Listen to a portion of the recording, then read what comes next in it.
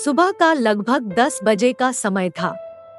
Post office में ज्यादा चहल पहल नहीं थी। पोस्ट ऑफिस के मेरे केबिन से पूरा की पूरा पोस्ट ऑफिस मुझे साफ दिखाई देता था।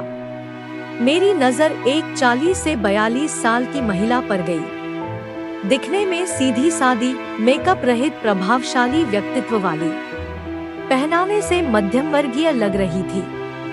जिस तरीके से वह ऑफिस के कर्मचारियों से बातचीत कर रही थी, यद्यपि मुझे उनकी बातचीत सुनाई नहीं दे रही थी, उसके स्वभाव की नम्रता साफ झलक रही थी।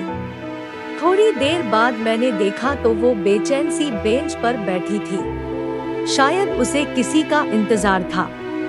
इतने में पोस्ट ऑफिस की एक एजेंट आई। उस महिला ने एजेंट से कुछ बात की और एजेंट ने अंदर आकर मुझसे पूछा, सर, इनकी आरडी मैच्योर हो गई है। लगभग 9,000 की रकम है, लेकिन शर्मा जी कह रहे हैं कि अभी कैश नहीं है। 11 बजे बैंक खुलने पर ही पेमेंट हो सकता है। सर, मैंने पार्टी को बताया था कि मैं उनका पेमेंट जल्द ही करवा दूंगी। क्या कहीं से कैश का बंदोबस्त हो सकता है? हालांकि इतनी रकम तो पोस्ट ऑफिस में रहती है, लेकिन पहले दिन बैंक की छुट्टी होने से आज कैश नहीं थी।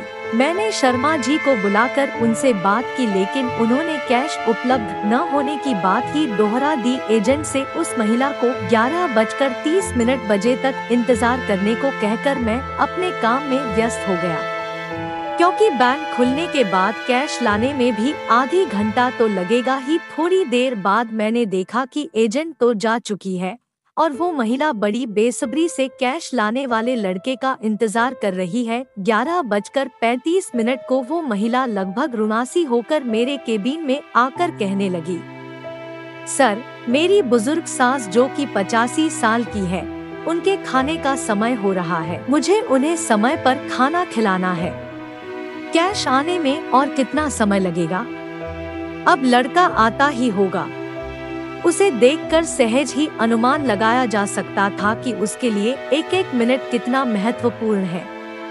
मैंने किसी बहू को, सास को वक्त पर खाना खिलाने के लिए इतना व्यग्र होते पहली बार देखा था।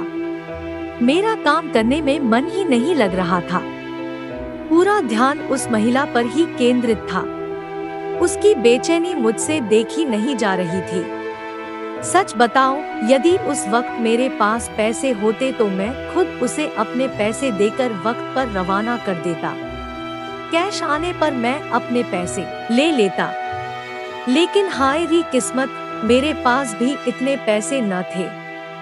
मैंने उसे बुलाकर कहा, आप यहाँ पर हस्ताक्षर कर दीजिए, ताकि कैश आने पर आपका उतना वक्त भी बचे। उसने हस्ताक्षर कर दिए और बेंच पर जाकर बैठ गई। 11:45 हो गई, लेकिन लड़का नहीं आया। अब उसका धैर्य जवाब देने लगा। वो मेरे पास आकर कहने लगी, सर, मैं अब और इंतजार नहीं कर सकती। मेरा घर भी दूर है, खाना बनाने में भी वक्त लगेगा। मैं कल आकर कैश ले जाऊंगी। देखिए, आपने फॉर्म पर हस्ताक्षर कर दिए हैं। इसका मतलब है कि आपको कैश मिल गई है। कैश तो आपको अभी ही ले जानी होगी। अब वो कुछ ज्यादा ही परेशान हो गई। 11:55 को वो फिर मेरे पास आई। माफ कीजिएगा, मैं और इंतजार नहीं कर सकती। मैं जा रही हूँ। मुझे मेरी सास को वक्त पर खाना खिलाना है, चाहे इसके लिए मेरा इतने रुपयों का नुकसान ही क्यों न हो जाए। और वो सचमुच में चली गई। मैं और मेरा पूरा स्टाफ भौचक्का होकर उसे जाते हुए देखता रह गया। मेरी पोस्टमास्टर की नौकरी में यह पहला केस था जिसमें ग्राहक को पैसे से ज्यादा अपनी सास को खाना खिलाने की पड़ी थी। एक मध्यम वर्गीय बहू जिसके लिए 9,000 रुपए बहुत मायने रखते हैं। अभी भी जब भी वो घटना याद आती है, तब आंखों देखी घटना होने के बावजूद भी विश्वास कर पाना कठिन होता है कि क्या ऐसी भी कोई बहू हो सकती है।